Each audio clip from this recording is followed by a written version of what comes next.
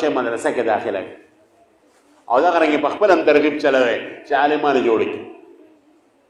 یو علاقې ته لاړم جارسده کې هلته مې تپوس وکړو کې کلي ما دلته د ماشومانو ختمونه وو داسې وړوکي جومات و 52 ماشومان پکې فارغ شوي. یاره قاري صاحب ته زه تا ته سلام کوم یار په دې وړوکي جومات کې 52 ماشومان دا دونه کارکردګي خو د مردان د یونیورسټۍ هم نشته چې په یو میاشت کې د 40 روپۍ د هغې خرچه ده.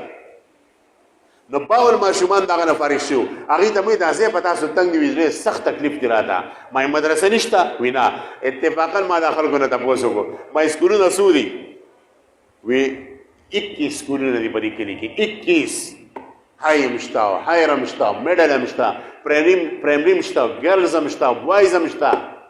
ما یې سزدا نه وایم چې اسلام د دنیوي تعلیم ناروا ګڼي.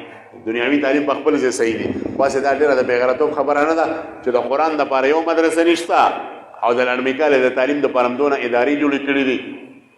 تاسو نه به الله تپوس نه کوي په خدای یقین وکړئ یو بوډا بابا پاسېد او هغه به د سکول مخې ته دا چپس خرڅول هغه پاسې وي د روډ په غاړه زما د 13 ګروپه مدرسه ده او دې وخت کې به کم از کم د 1 کروڑ وي دا ټوله ځمکه د 13 ګروپو ځمکه ده دا ټوله ځمکه ما مدرسې له ورکړه. یاره په مجلس کې یو قسم چغې شروع شوې چې دا دونه غریب بابا او ټوله ځمکه هغه هم مدرسې له ورکړه. یو ورور یې پاسې یاره زما د ورور دونه غیرت په خوا کې ورسره زما ځمکه ده دا هم د مدرسې شو. بل ورور یې پاسې د وي دا زما د طرف شوه. یو ورور یې بارو هغه ته هم ټلیفون وکړه وایي چې زما د ورور دونه غیرت وکړه زما ځمکه هم د دې شوه. بیا مې ورته د مدرسه به په خپله جوړوئ. په هغه زمانه کې د دې کم از کم 15 سال شوي. په هغه زمانه کې 2.5 لکه 3 لکه روپۍ هغې چنده وکړه. ما دا به بل چا نه جوړوئ څنګه چې کور جوړوئ دا مدرسه هم جوړوئ. هغه وخت کې د مدرسې بنیاد کېښود د جومات بنیاد هم کېښود اوس یې عالمان حافظان فارغ او عجیبه خبره 2 هفتې پس ما د ټلیفون راغی 2 هفتې پس چې هغه بابا وفات شي.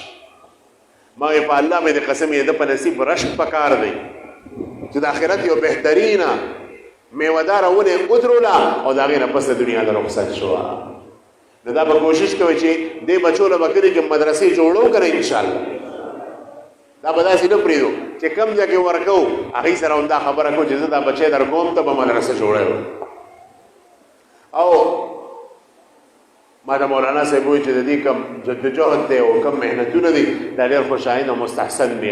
روان کال کې د دې هلکانو په مدرسه کې دي د اولا دی شروع کولو اراده ده چې انشاءالله د علم دپاره به اولا شروع کوو او هغې کې به باقاعده طالبان داخلې وي. د هلکانو د مدرسې ته پوره توجه ورکړي.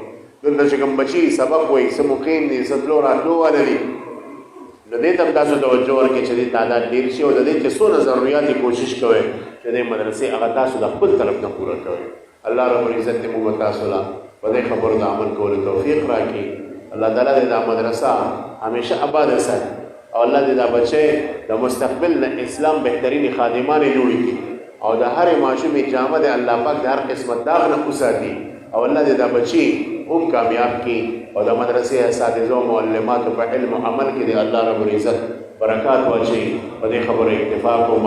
واخر دعوانا الحمد لله.